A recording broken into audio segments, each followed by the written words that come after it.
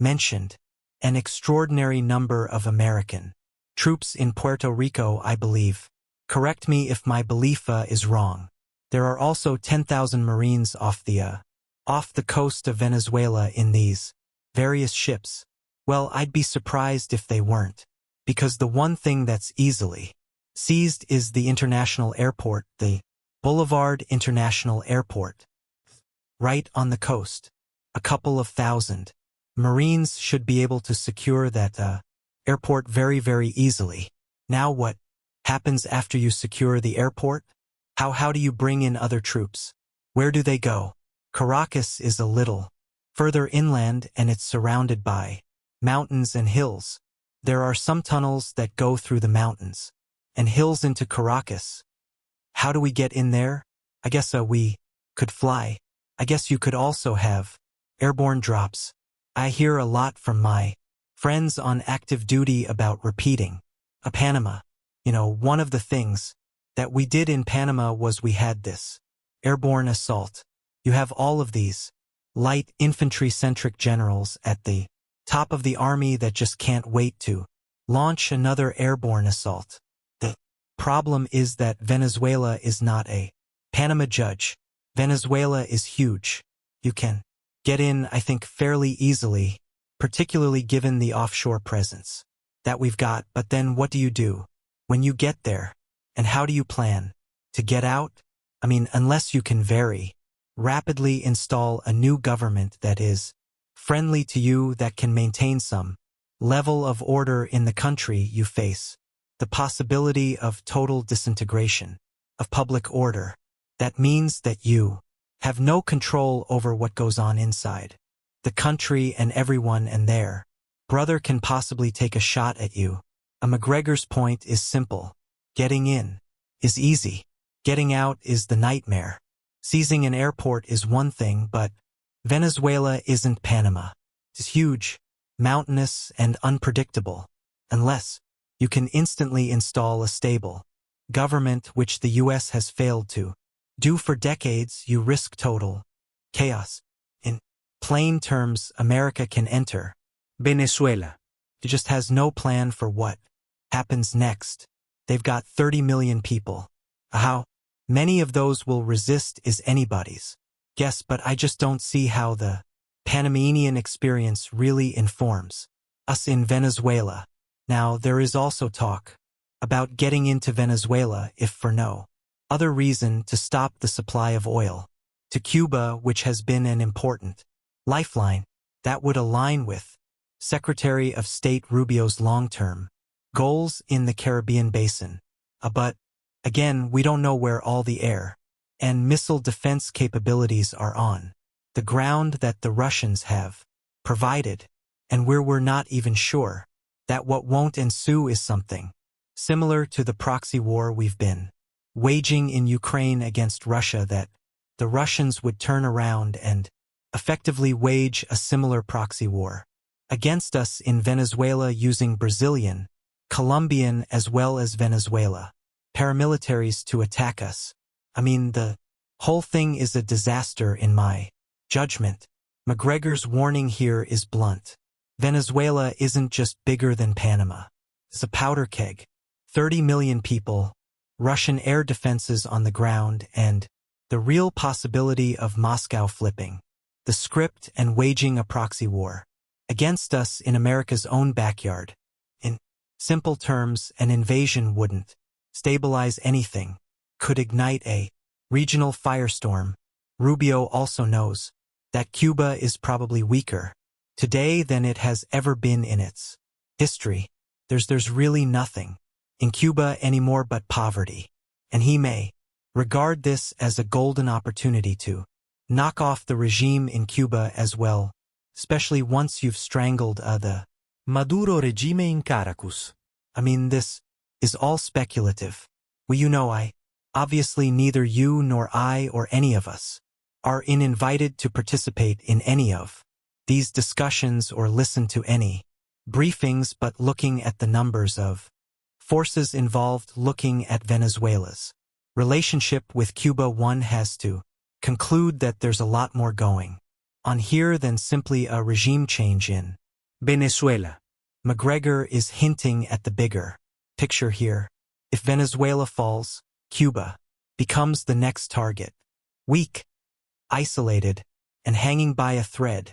And that's why he's saying this isn't just regime change. In simple terms, the scale of U.S. forces suggests a regional operation, not a single country mission. There's far more in play than Washington is admitting. Challenge in U.S. foreign policy is to link the contingencies of power with the principles of justice. I don't think the principles of justice mean anything anymore in Washington, D.C. They haven't. Looking at finding a way to collateralize all of these mineral resources, oil, gas, emeralds, gold, rare earths, all that sort of thing. And people that are in the banking industry have privately told me, well, I guess if you can go in there and you could exert absolute authority over the country and you can exploit its resources without interruption, that could conceivably lead to a massive reduction in our national sovereign debt, because you could pull 19 trillion in wealth out of Venezuela. That would roughly cut our national sovereign debt in half. In other words, this is a good old exercise in pillaging and exploiting other people's resources.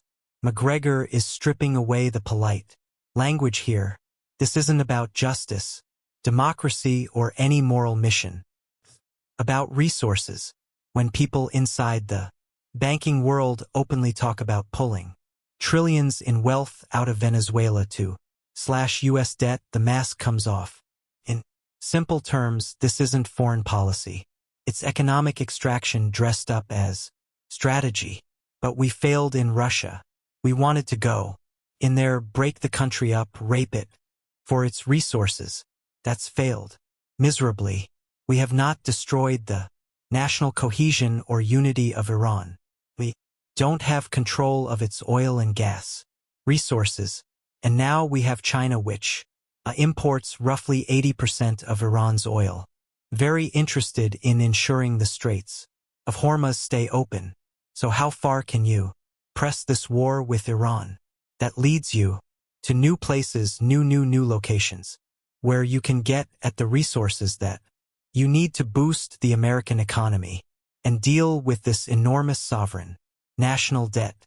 So yes, I imagine some of the same billionaires who are involved in both the war with Russia and the war with Iran, the Greater Israel project, are also very interested in Venezuela, because it may be that the other two projects are going to fail. One can argue that's already failed in Russia. Now the next one is, are we ever going to make any progress in the Middle East? Doesn't look very encouraging right now. So Venezuela then becomes an attractive goal or object in some people's minds. Macgregor's point is blunt. When efforts to break Russia and Iran failed, Washington simply looked for the next resource-rich target. With China protecting Iran's oil, the old strategy won't work. So Venezuela becomes the new prize. In simple terms, failed wars shift the hunt, not the mindset. You mentioned Germany. Is Germany going to leave NATO and the EU in order to become independent again? It will have to. It doesn't have any choice. The globalists are a legacy of the Second World War. Remember the famous statement everybody used to chuckle over it. NATO exists to keep the Russians out and the Germans down. No, in the 1990s, when I would hear that crap, I was furious, because here, the Germans were probably the single most reliable and loyal component of the NATO Alliance. And people continue to recite that insulting nonsense. I think the Germans have had it. When this government goes, whatever government replaces them will be a nationalist government, and that will continue. Maybe that you get the AfD, but they're not the final answer. You're going to see a succession of governments in all of these countries, all of which are going to be nationalist. And when I say nationalist, they're all going to be France first, Britain first, Germany first. Macgregor's point is clear. The post-World War II system that kept Germany down is collapsing as economic pressure rises and public trust evaporates. Germany, like the rest of Europe, is shifting toward nationalism. In simple terms, Europe is headed for an era of my country first and Germany leaving NATO, or the EU is no longer unthinkable, becoming inevitable. Merkel was the one that stood up in Munich after during Trump's first term and said, "We can no longer depend on the United States. Europe must find its own way forward." Shortly thereafter, you had Macron talk about NATO as being brain dead. But what happened? Nothing. In other words, the Europeans went back to sitting on their rear ends and doing nothing, and the Germans were equally complacent. Those days are over. Everyone is going to have to get up in their corner and get to work because Germany is in a lot of trouble economically and socially. All these countries are overrun with people from North Africa and the Middle East that they never asked for and don't want. They're dealing with incredible criminality that they're unaccustomed to. Germany used to be probably one of the safest countries in the world, as was Sweden, as was Norway and Denmark. All of a sudden, that's gone. That's not the case anymore. The Germans don't like it, but they're afraid to do anything about it because they're part of this European community where they are constantly told they're bad. They're bad. Germans are bad. Germans are Nazis and so forth. They've had it. It's like everything else. Eventually, people do wake up and react, and they're tired of being humiliated. So, Mance, I think, is somebody who's going to culminate and go away, and then all bets are off. It'll take Germany time to do all of these things, but it's not hard to see the handwriting on the wall, and we should welcome this. We should say, look, it's time for you to be on your own, and we want to help you. The biggest mistake we can make is to insist, "No, we want you to remain our vassal state." That would be catastrophic, and we need to not do that. Macgregor's message here is unmistakable. Europe kept warning that it needed independence but never acted. Now the crisis is forcing it. Germany is overwhelmed economically, socially, and politically, and the old guilt narrative that kept it passive is breaking down.